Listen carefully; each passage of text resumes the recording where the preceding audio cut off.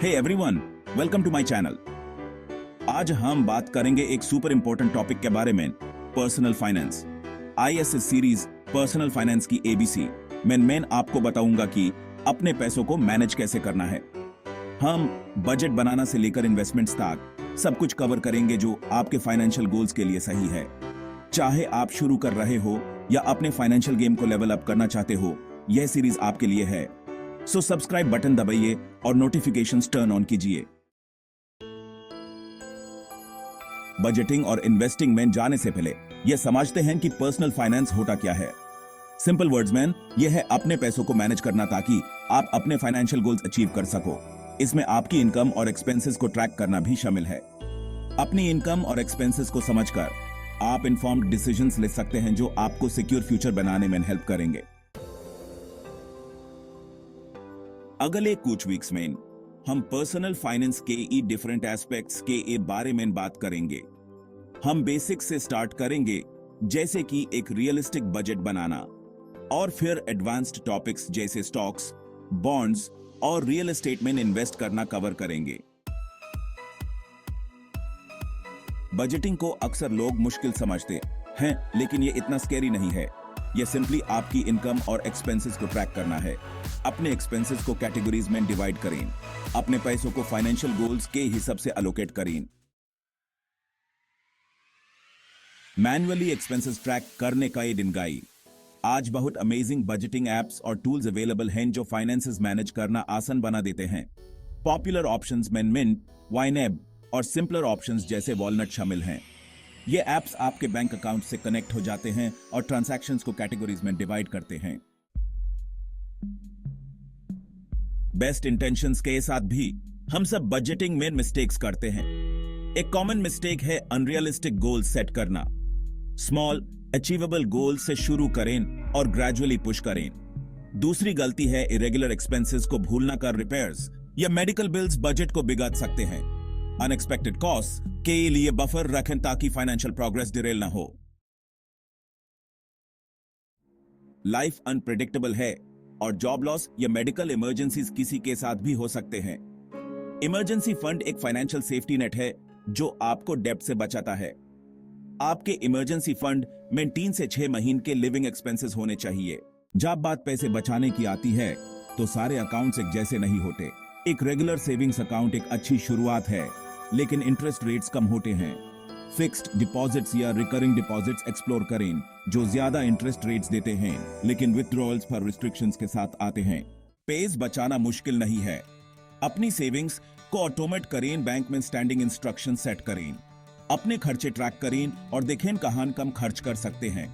छोटे चेंजेस से long run में बड़ा डिफरेंस आता है। आपका क्रेडिट स्कोर आपके फाइनेंशियल रिपोर्ट कार्ड की तरह है।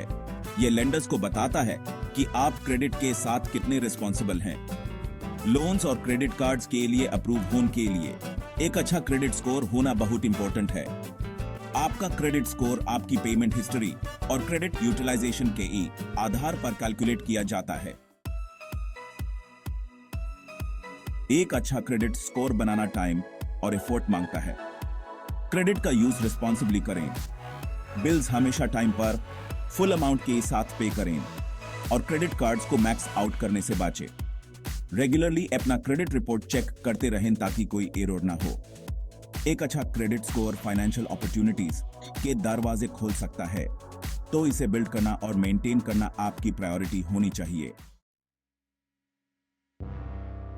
क्रेडिट कार्ड्स यूजफुल हो सकते हैं, लेकिन अगर आप केयरफुल नहीं रहेंगे तो डेट में फंस सकते हैं। अगर आप क्रेडिट कार्ड डेट से जूझ रहे हैं तो यूज चुकाने के लिए एक प्लान बनाइए। हाई इंटरेस्ट डेट को पहले चुकाइए। क्रेडिट कार्ड डेट को मैनेज करना बहुत इंपॉर्टेंट है। इन्वेस्टिंग टाइम के साथ अपना वेल्थ ग्रो करने के लिए सबसे इफेक्टिव वेज में से एक है स्टॉक्स, बॉन्ड्स या रियल एस्टेट में इन्वेस्ट करके आप अपने पैसों को काम करने का मौका दे रहे हैं, जिसे इन्फ्लेशन से बच सकते हैं और लॉन्ग टर्म वेल्थ बिल्ड कर सकते हैं। इन्वेस्ट करने से पहले कुछ बेसिक कॉन्सेप्ट्स को समझना जरूरी है, जैसे कि रिस्क टॉलरेंस, डाइवर्सिफिकेशन और एसेट एलोकेशन। मैं ये सब सिंपल वर्ड्स में एक्सप्लेन करूंगा ताकि आप इन्फॉर्म्ड डिसीजंस ले सकें जो आपके फाइनेंशियल गोल्स के लिए सही हो। इन्वेस्टिंग में रिस्क और रिवॉर्ड का डायरेक्ट रिलेशनशिप होता है। पोटेंशियल रिटर्न जितना ज्यादा, रिस्क भी उतना ही ज्यादा। अपनी फाइनेंशियल सिचुएशन और गोल्स के हिसाब से सही बैलेंस बनाना जरूरी है। स्टॉक मार्केट देखने में इंटिमिडेटिंग लग सकता है, लेकिन यह इतना कॉम्प्लिकेटेड नहीं है। स्टॉक मार्केट एक प्लेटफॉर्म है जहां बायर्स और सेलर स्टॉक्स या शेयर्स बाय और सेल करते हैं।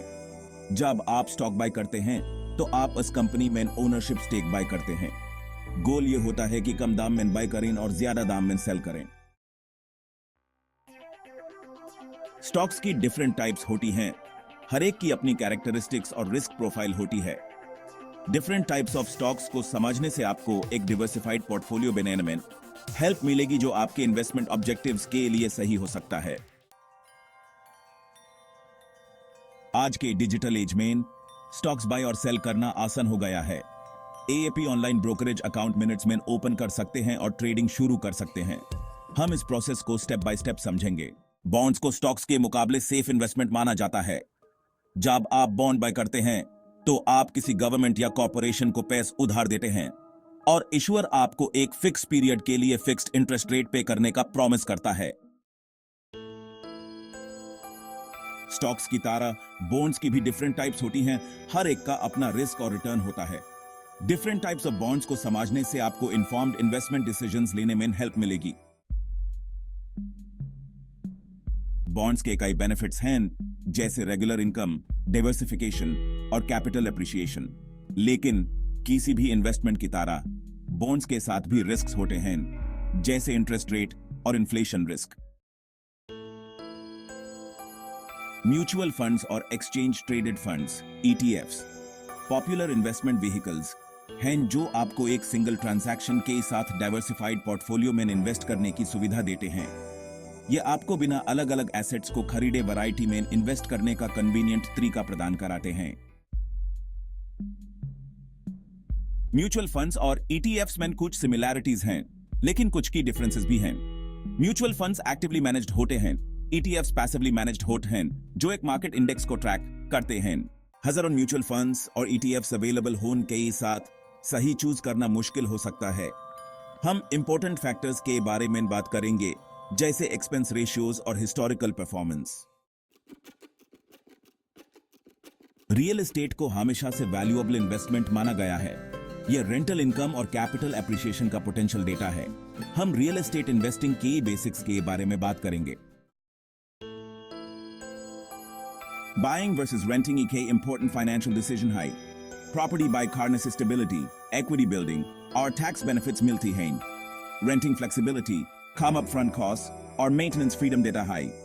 हम दोनों ऑप्शंस के advantages और disadvantages डिस्कस करेंगे to help you choose।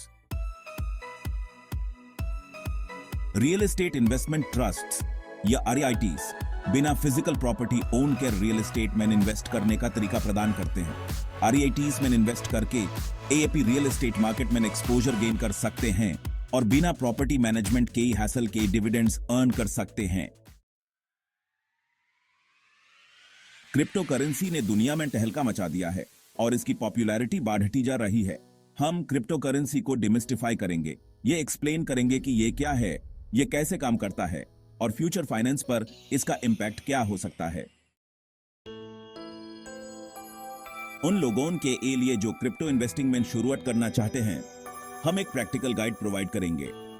Crypto currencies को बाय और सेल करने के ये डिफरेंट वेज और अपने डिजिटल एसेट्स को सिक्योरली मैनेज करने के ये बारे में बात करेंगे। Crypto currency investments high rewards के पोटेंशियल देते हैं, लेकिन सिग्निफिकेंट रिस्क भी होते हैं। हम क्रिप्टो मार्केट्स की वॉलेटिलिटी और रेगुलेटरी अनसर्टेनिटी के बारे में बात करेंगे। रिटायरमेंट अभी दूर लग सकता है, लेकिन प्लानिंग के लिए कभी भी बहुत जल्दी नहीं होता। कंपाउंडिंग की पावर का मतलब है जितनी जल्दी शुरुआत करेंगे, पैसों के पास ग्रो होने के लिए उतना ज्यादा टाइम होगा। हम डिफरेंट रिटायरमेंट सेविंग्स प्लान्स के बारे में बात करेंगे। तो यह था पर्सनल फाइनेंस की दुनिया का इंट्रोडक्शन। हमने आज बहुत कुछ कवर किया, बजटिंग और सेविंग से लेकर इन्वेस्टिंग और रिटायरमेंट प्लानिंग तक। याद रखें, पर्सनल फाइनेंस एक जर्नी है, डेस्टिनेशन नहीं। आने वाले वीडियोस में हम इन टॉपिक्स में से हर एक के बारे में डिटेल में बात करेंगे। सब्सक्राइब करना और नोटिफिकेशन बेल दबाना ना भूलें ताकि आप फ्यूचर वीडियोस मिस ना करें। अगर आपके कोई क्वेश्चंस हैं या टॉपिक्स हैं जिन पर आप चाहते हैं कि मैं वीडियो बनाऊं, तो नीचे कमेंट्स में बताएं। चलिए साथ में स्मार्ट फाइनेंशियल डिसीजंस लेते हैं और एक सिक्योर फ्यूचर बनाते हैं।